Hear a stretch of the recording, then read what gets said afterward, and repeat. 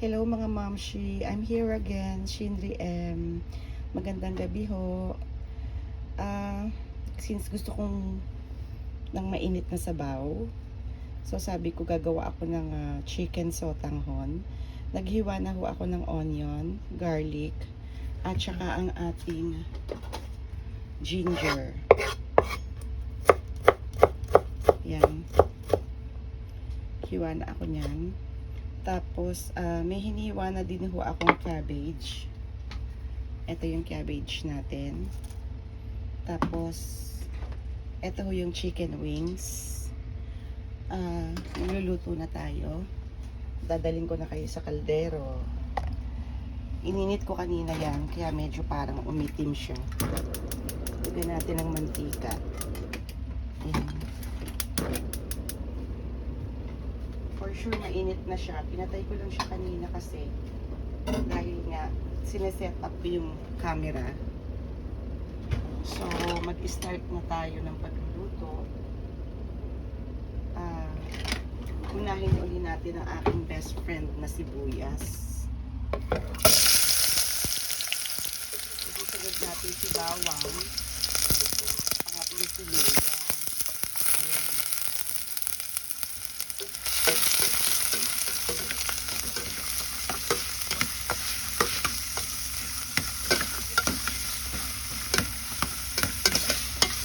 Tapos, isusunod ko na sa chicken wings. Yung ating pakpak. Kasi baka lumipad pa eh. Unahin natin si pakpak dyan. Ayan. Palalabas ko lang siya sa freezer. Pero hayaan na natin siya dyan matuyo.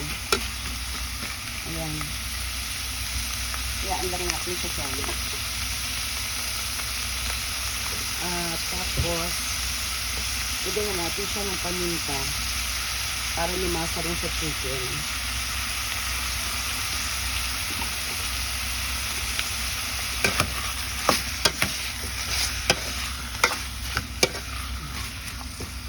Saka lagyan na rin natin ang asin.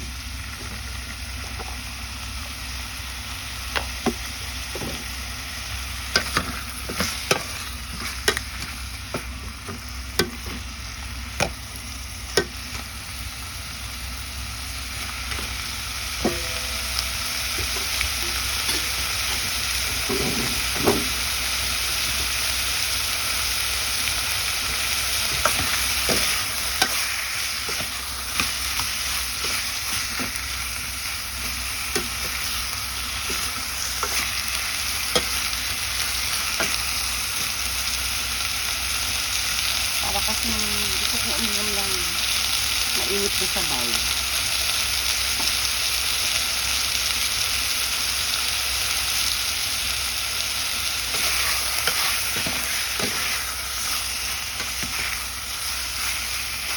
Yan ang ating chicken. Dito lang siya.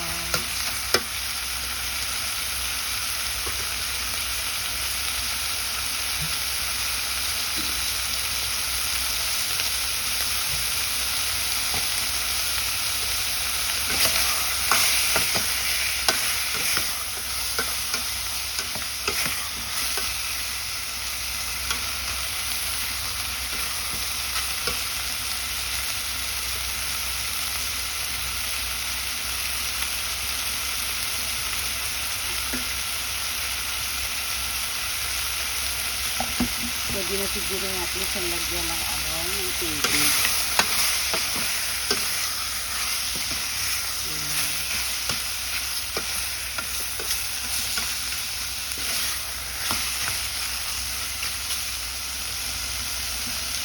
Lagyan natin ng tubig.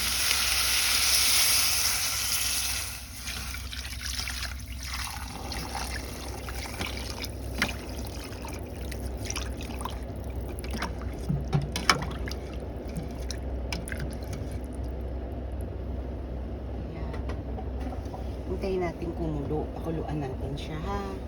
So, kamusta naman kayo mga mamshi? Kamusta ang inyong araw? Kamusta ang inyong Tuesday? Ako, eto, pagoda. Magagaling mo ng trabaho, syempre marami ka pa rin aasikasuhin sa bahay. Kasama na dyan yung pagdating mo, maglalaba ka ng iyong uniforme.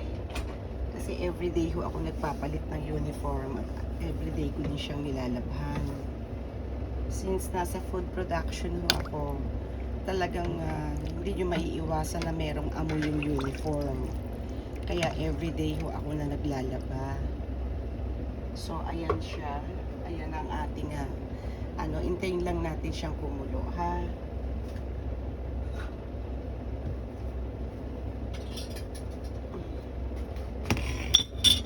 Ayan. Panoorin nyo lang siya. Tawagin nyo ako pag kumukulo na, ha? Maghuhugas ako ng mga pinagawaan.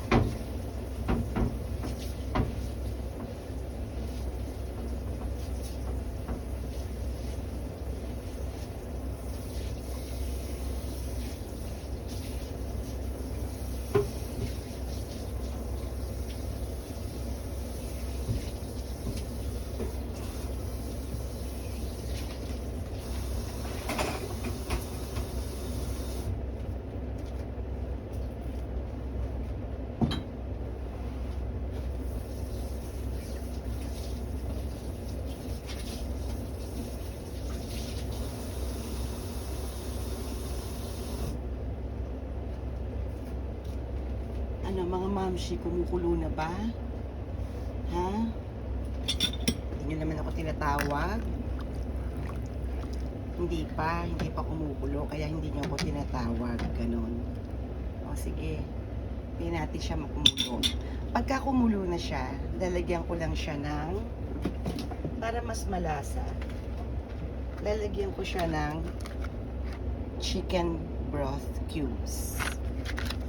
Para mas malasa, para mas yummy, di ba? Yan.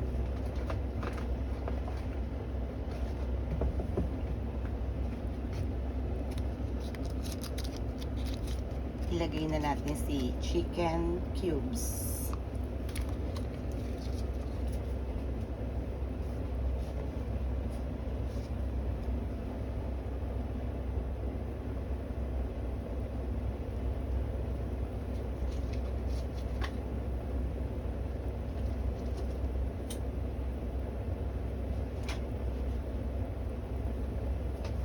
Ano, mga mamshi ko, kumukulo na ba? Hindi pa rin. Di ba? Malapit-lapit na.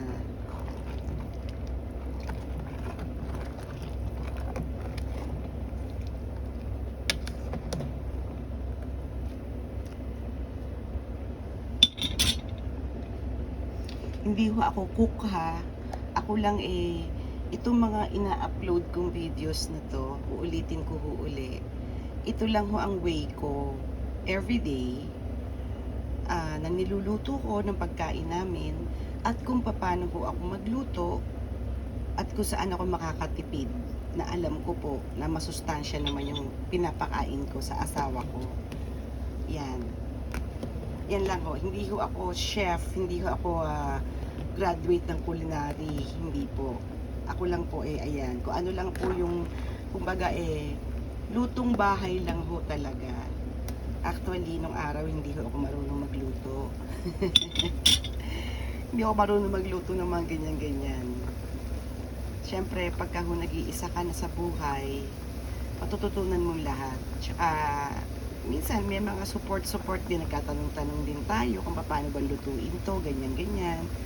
Ayun, kaya medyo unti-unti, natututo na ho ako. Yan. So, kumukulo na ho siyang ganyan. Kulo-kulo lang siya. Hayaan natin muna siyang kumulo para ho lumambot yung manok. Though hindi naman siya katigasan. Pakaluan lang natin ng konti.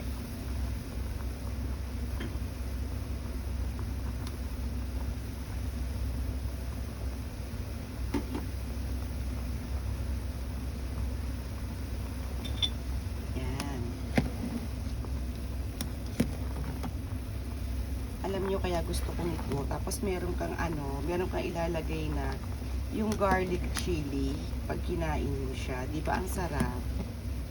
Ayan o.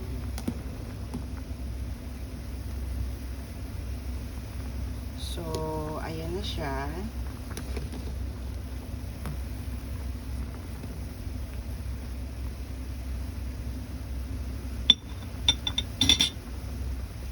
Hinaan lang natin ng konti ang apoy.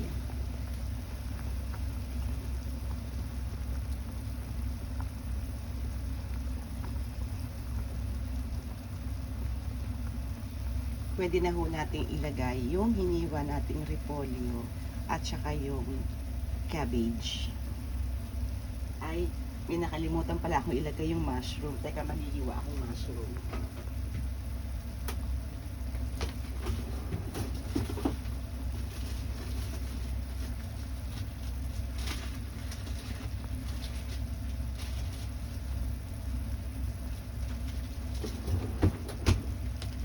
Ito yung mushroom, hihiwain ko na siya.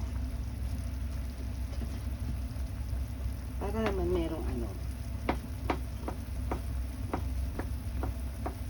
meron pa siyang iba aside from repolyo, meron naman din siyang mushroom at saka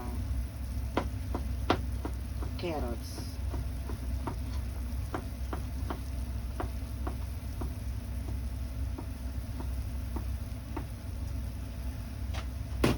So, lagay na ho natin yung mushroom na hiniwa ko.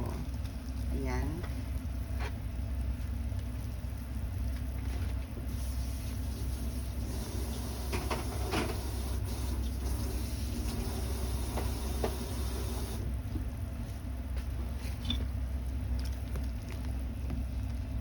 O, diba? Ang sarap.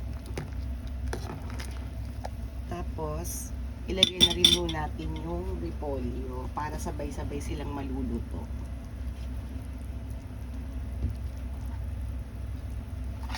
Yan.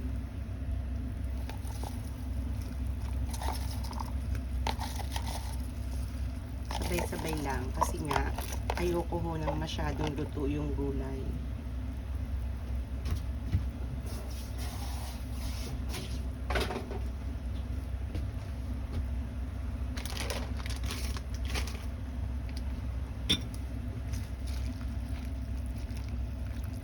O, diba? Alam nyo, sabaw lang nito kahit di nyo lagyan ng sotanghon po pwede. O. Para ka na rin nagtinola. Kaya lang lagyan natin ng sotanghon kasi gusto ko may sotanghon.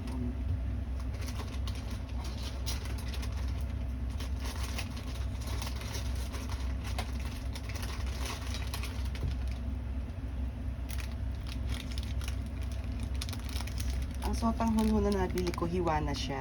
Ayan o. Hiwa-hiwa na siya. Hindi mo na kailangan hiwain. At saka hindi ko na ho siya pinapalambutan. Direct pa na ho siyang inilalagay ko sa niluluto ko. Ayan. So, may konting sotanghon siya dyan.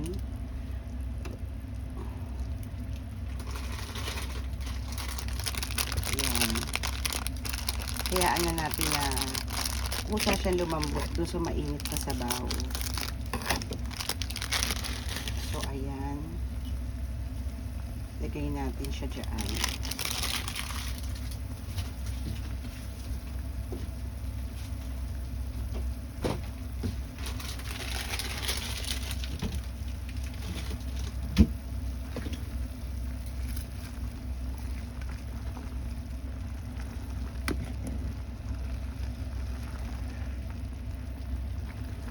Ganyan lang ho ako magluto. Huwag nyo kong hanapan ng sukat-sukat ng measure. Kasi ho, hindi ho talaga ako nagsusukat ng kung anong ilalagay. Ganon. Ganyan lang ho ako. On the spot. On the spot ho ang aking pagluluto. Ayan. Tikman natin ha.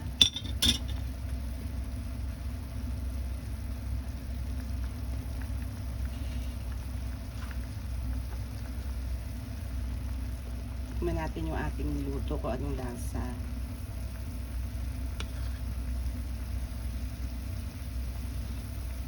Mm. Siguro lagyan natin siya ng konting toyo.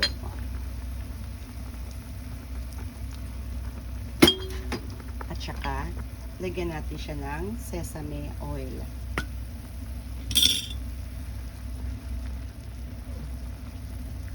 Ayan.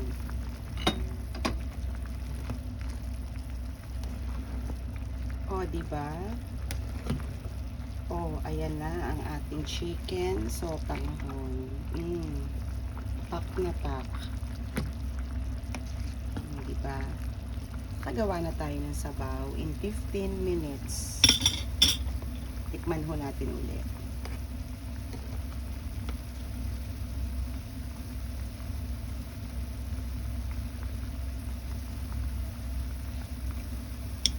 Mga mamshi, yumminess. Promise.